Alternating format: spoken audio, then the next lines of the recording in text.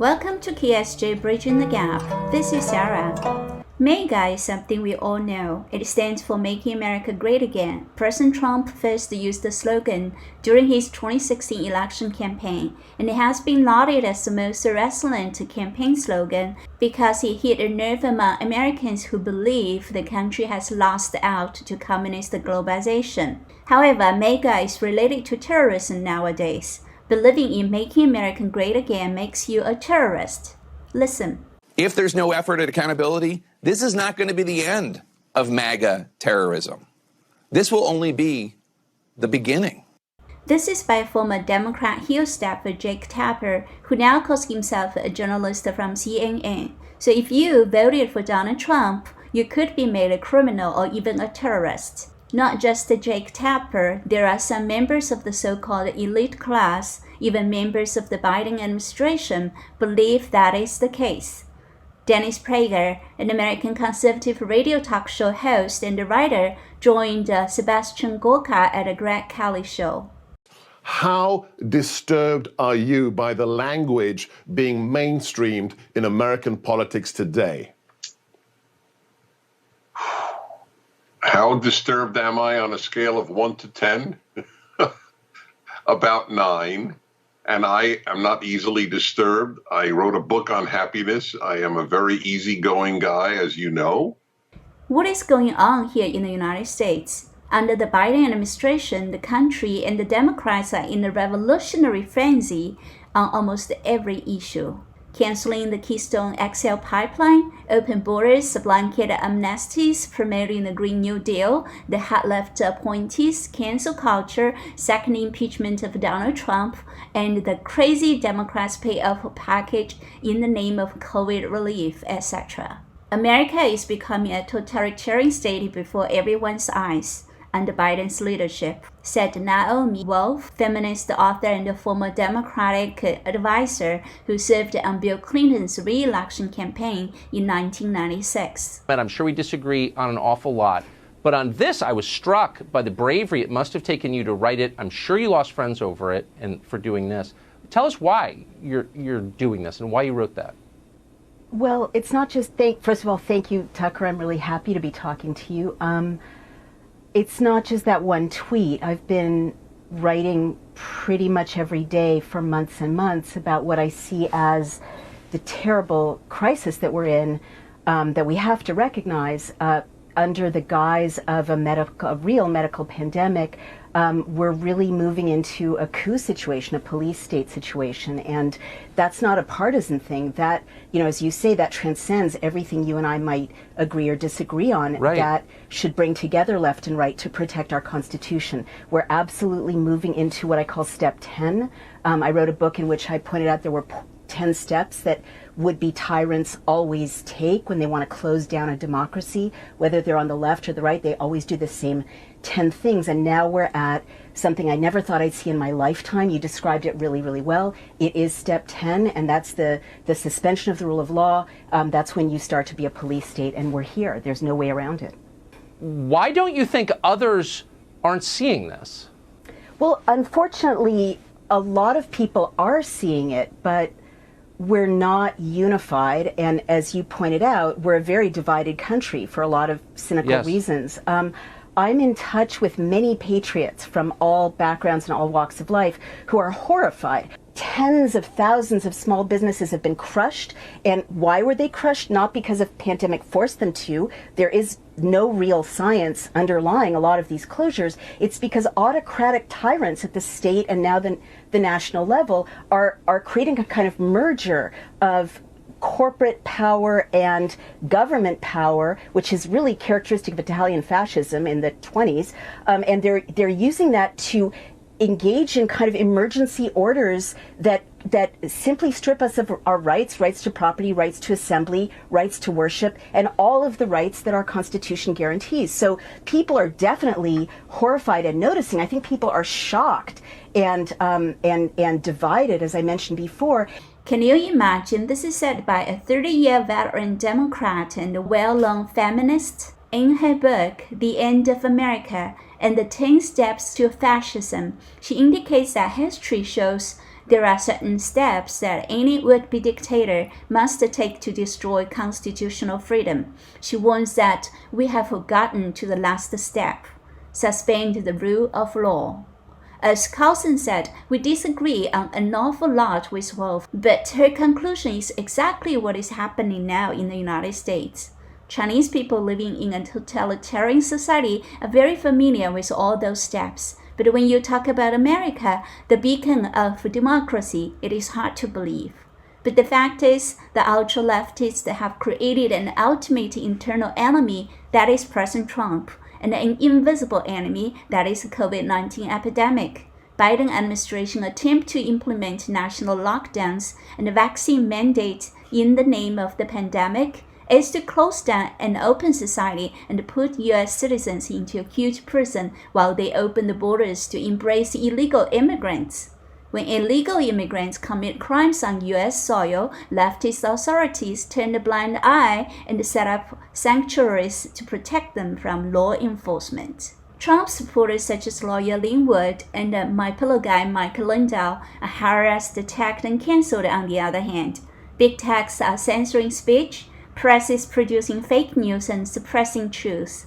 Struggle and hatred lie at the core of communist politics. Turning people against each other by sowing hatred and division is the primary means by which communism corrupts society, overturns its morality, and usurps political power to establish its dictatorship. The youngest U.S. rep, Cotham, said, But I think this America First agenda that's coming out realizes the threat that socialism is, and it's on our horizon. And if we don't start uniting as young people to really point out the flaws, the fallacies, and the terror that's going to happen if that socialism and communism comes to this country, then we will fail the next generation.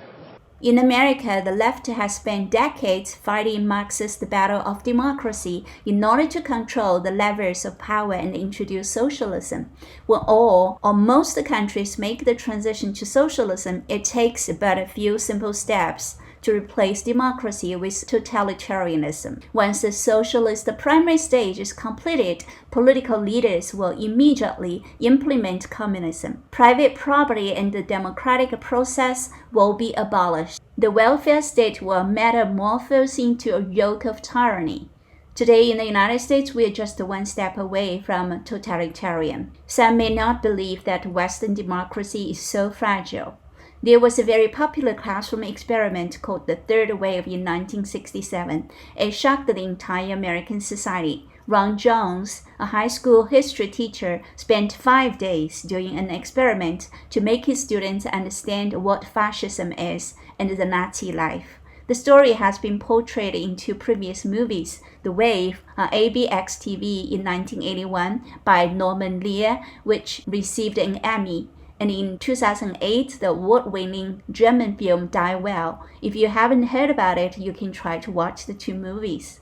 The question that started their plunge into the study concerning a bewilderment at the German populace claiming ignorance and non-involvement with the Nazi movement. What causes people to blank out their own history? Strength through discipline.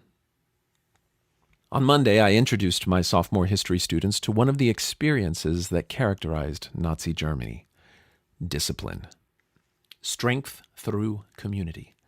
On Tuesday, the second day of the exercise, I entered the classroom to find everyone sitting in silence at the attention position.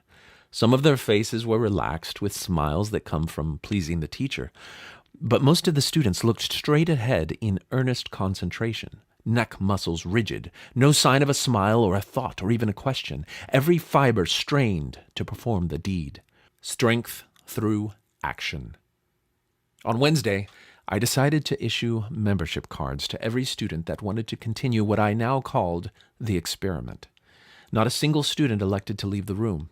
In this third day of activity, there were 43 students in the class. 13 students had cut class to be part of the experiment. While the class sat at attention, I gave each person a card. I marked 3 of the cards with a red X and informed the recipients that they had a special assignment to report any students not complying to class rules. I then proceeded to talk about the meaning of action. On Thursday, I began to draw the experiment to a conclusion. I was exhausted and worried. Many students were over the line. The third wave had become the center of their existence. I was in pretty bad shape myself. I was now acting instinctively as a dictator. Oh, I was benevolent. And I daily argued to myself on the benefits of the learning experience. By this, the fourth day of the experiment, I was beginning to lose my own arguments. I spent the early morning preparing the auditorium for the rally. At 11:30, students began to ant their way into the room. Over 200 students were crammed into the room. Not a vacant seat could be found. The group seemed to be composed of students from many persuasions. There were athletes, the social prominents, the student leaders, the loners, the group of kids that always left school early, the bikers, the pseudo-hip, a few representatives of the school's Dadaist clique, and some students that hung out at the laundromat. The entire collection, however, looked like one force as they sat in perfect attention. Every person focusing on the TV set I had in front of the room. No one moved. The room was empty of sound. It was like we were all witness to a birth. The tension and anticipation was beyond belief. To his surprise, in a short 5 days, the fascist mentality had been implanted into the mind of his students. They were willing to give up individual freedom and power for the indicates of order and unseen leaders. There is no leader. There is no such thing as a national youth movement called the Third Wave. You have been used, manipulated, shoved by your own desires into the place you now find yourself. You are no better or worse than the German Nazis we've been studying. Oh, you thought you were the elect, that you were better than those outside this room. You bargained your freedom for the comfort of discipline and superiority. You chose to accept that group's will and the big lie over your own conviction. Oh, you think to yourself that you were just going along for the fun, that you could extricate yourself at any moment. But where were you heading? How far would you have gone? Let me show you your future. With that, I switched on a rear screen projector. It quickly illuminated a white drop cloth hanging behind the television. Large numbers appeared in a countdown. The roar of the Nuremberg rally blasted into vision. My heart was pounding. In ghostly images, the history of the Third Reich paraded into the room. The discipline, the march of superior race, the big lie, arrogance, violence, terror. People being pushed into vans, the visual stench of death camps, faces without eyes, the trials, the plea of ignorance. I was only doing my job. My job. As abruptly as it started, the film froze to halt on a single written frame. Everyone must accept the blame. No one can claim that they didn't, in some way, take part. No snowflake is innocent in a snowstorm. I hope Americans, especially young people, can still learn a lesson from the experiment. Liberalism has nothing in common with leftism. The tragedy is that liberals do not recognize this and they vote left. That is the American tragedy. Liberals do not vote their values. American people are misled by the ultra-leftists toward a utopian society of communism. It has nothing to do with partisanship. It is about the collapse of the free will and the rise of the American authoritarianism.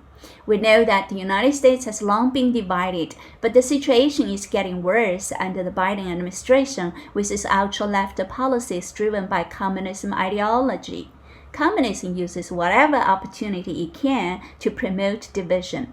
Using labor unions, it magnifies conflicts between employees and employers. It uses racial divides to foment struggle between different groups. It promotes the women's rights movement to foment struggle against the traditional social structure.